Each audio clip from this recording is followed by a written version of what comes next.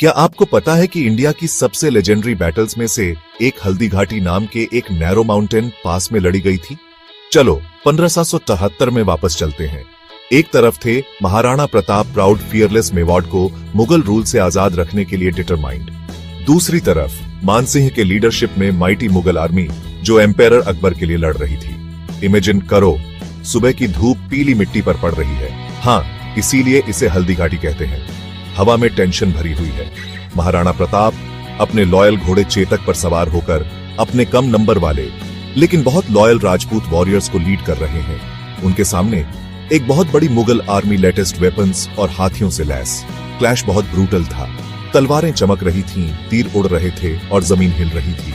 चेतक घायल होने के बावजूद लॉयल था। प्रताप को सेफ जगह पर ले गया। अपनी चोटों के बावजूद एक नदी को कूदकर पार किया।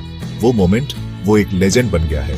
बैटल कुछ ही घंटों तक चली, लेकिन उसका इंपैक्ट सदियों तक गूंजता रहा। कौन जीता? वेल, मुगलों ने विक्ट्री क्लेम की, लेकिन वे महाराणा प्रताप को कैप्चर नहीं कर पाए और न ही उनकी स्पिरिट को तोड़ पाए। उन्होंने रेजिस्ट करना जारी रखा, अपनी करेज और रेजिलियंस से जनरेशंस को इंस्पायर किया। आज हल्दी घाटी की बैटल सिर्फ इस बारे में नहीं है कि कौन जीता या हारा।